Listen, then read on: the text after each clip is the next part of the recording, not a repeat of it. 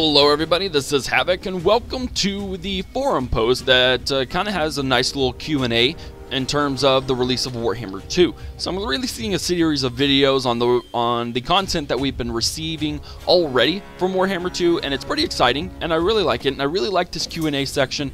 I'm going to do a video over a Eurogamer session that they have, and then kind of a breakdown of the Total War trailer. So this will be in the mix, no specific order, so if you see one, go and look for the other one. They'll kind of be released all day on April Fools, which is not an April Fools, April 1st. So anyways guys, let's go ahead and break down kind of what this article does and the implications of it and things of that nature. So Total War Warhammer 2 coming soon. Announcement trailer, which we've already seen.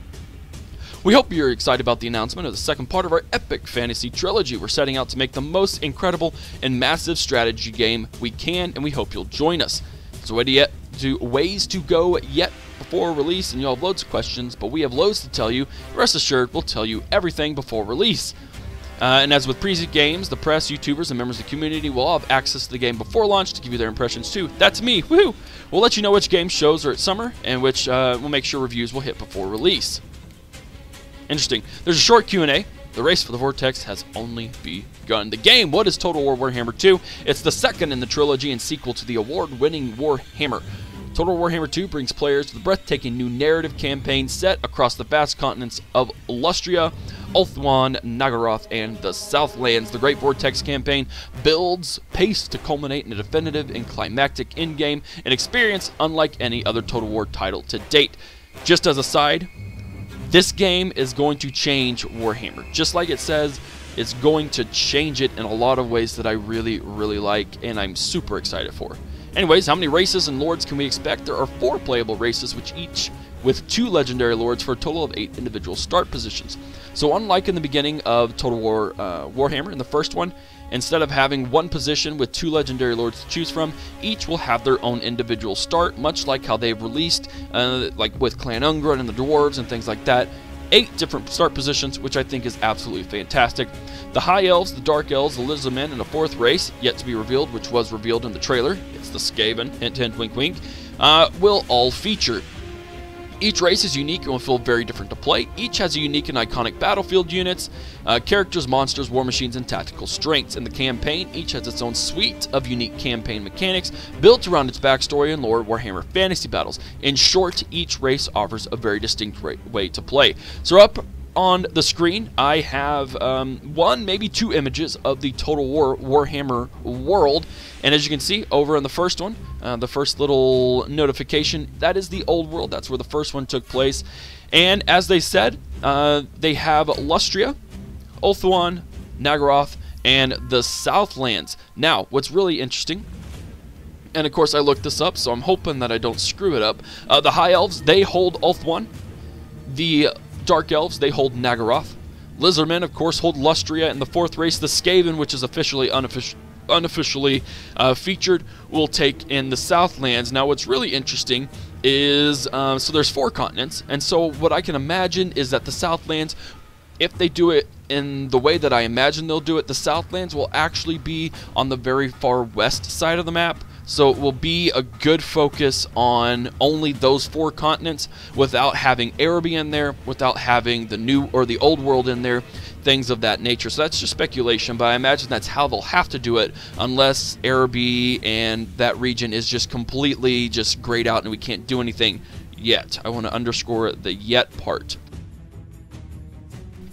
But anyway, so those are the 4 continents that we will be playing on, and as such, they will have very different styles of play. What's with the Vortex in the announcement trailer? The Great Vortex is a vast magical maelstrom that roils over the Isle of the Dead in the center of Ulthuan, home continent of the High Elves. Ooh, I got it right. The Vortex was forged in a past age by a convocation of High Elf mages to drain the winds of magic from the world and blast a huge demonic invasion back to the realms of chaos from whence it came. As a prominent part of Warhammer Fantasy Battles world, a unique feature on the Total War Warhammer 2 campaign map, it lies at the heart of the main campaign. So this is basically the focal point of the game, whereas in previous titles, we've seen an overwhelming force that's threatened to end the world. This is kind of the case, but there's kind of a way to avoid it with never actually having to see them. So the Vortex is the crucial part of the campaign. How is Total War Warhammer 2's campaign different from the first game? As the twin-tailed comet of Sotek made its recent journey across the skies, it caused the vortex to become dangerously unstable. Each of the 4 races has its own objective regarding this. Some wish to heal the Great Vortex and prevent calamity. Others see opportunity in disrupting it. That said, no 2 races have precisely the same objectives, and they'll need to accomplish them in their own way. The campaign is therefore a race to control of the Vortex, culminating in a cataclysmic series of in-game events. This is the first Total War game where the AI can beat you to the in-game objective. So that's something, and this is why it's completely different. Whereas in most cases, the end game is just to kill you. You can not, this is a weird way of saying it, you can still be alive and lose the game. The game object of the game isn't to wipe you out, it is to get to the vortex and control it. So you can have an expansive empire that covers 2/3 of the map, but if the High Elves complete their objective, you lose, which is a really different way of doing it. But the race for the Vortex isn't the be-all and end-all. You will still have to build and manage your empire, treat with and betray your allies, research techs, develop settlements, all the usual Total War good stuff, with unique race mechanics and objectives defining the specifics of your campaign. You still need to further your aims, but there will be a greater focus on confounding or supporting the other races in theirs. So that's also something interesting. For instance, the Lizardmen were the first race to be on the World of Warhammer, and as such, they actually repelled, almost got wiped out by an army of chaos, repelled them. So in essence, I almost want to say that the High Elves and the Lizardmen almost have the same objective in terms of they want to keep the Vortex to stem the tide of chaos, whereas the Dark Elves and the Skaven, they probably want to destroy it so they can bring more chaos into the world.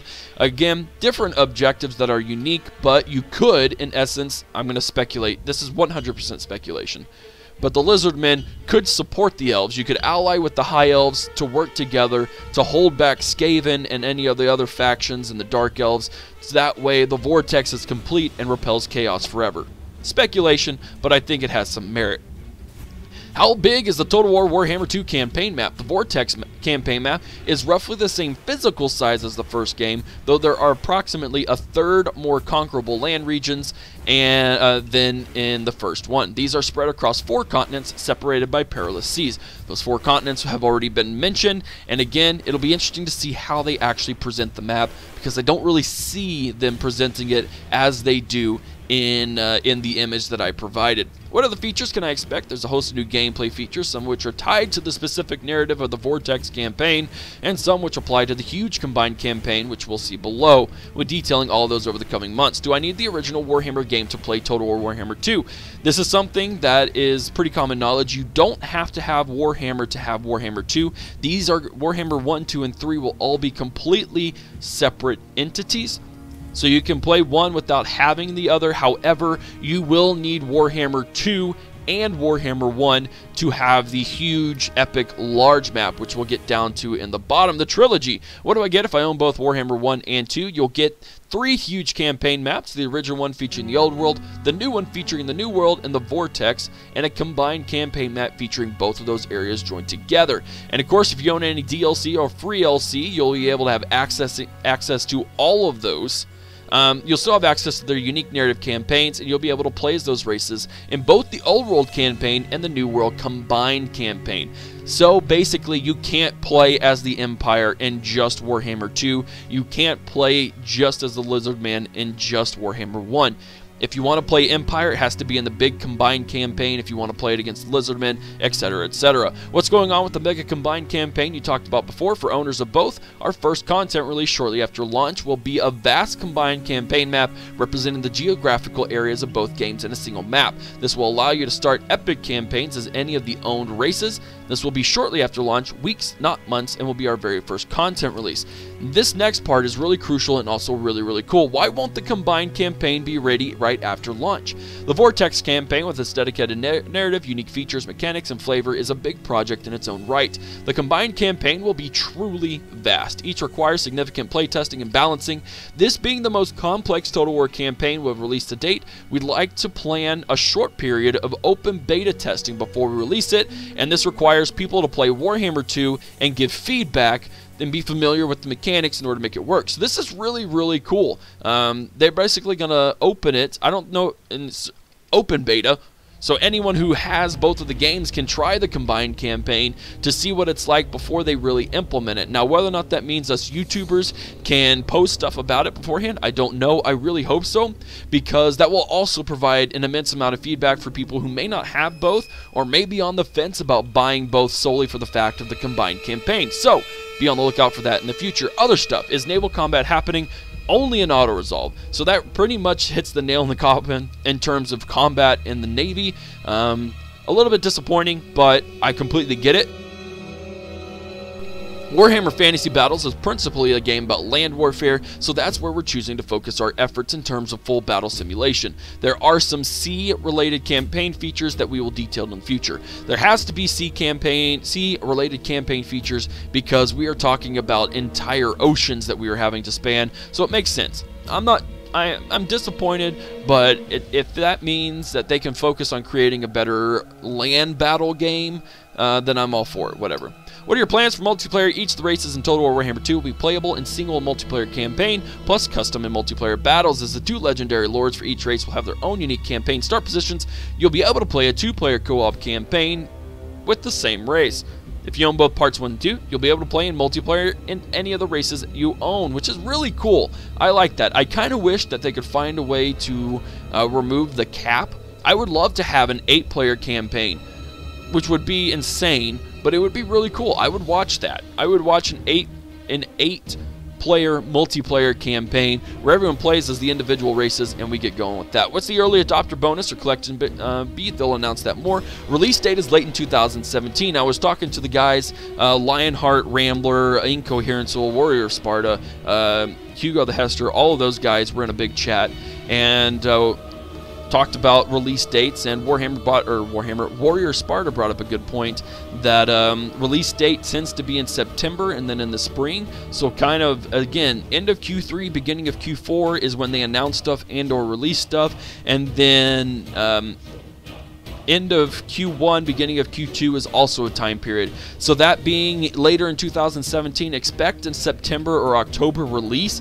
November and December gets a little too close to the end of the year to be fiscally and financially responsible, so I would imagine something in the realm of September to October. Of course, they'll give more in the future. Will the modding support? Absolutely. Will it be released on Mac and Linux? Mac and Linux version will be announced later in the year, so I would say probably towards the end of the year for Mac and Linux. Not that those really care. PC Master Race. And that is it, guys. So that is, like I said, that's it for this little article. Really cool article. Really does reveal a lot of stuff about this game. And it really builds up some good solid hype because it reveals a lot of stuff without revealing without revealing too many leaky stuff. It's a really good Q&A session, and I'm really interested to dive into the Eurogamer Q&A session and see what they say there. So that's it, guys. If you enjoyed it, give it a thumbs up. Haven't already hit that subscribe button. Follow me on Twitch, Twitter, Facebook, and Instagram. Be on the lookout for those other videos of Warhammer 2. This is Havoc, and I'm out of here. Peace.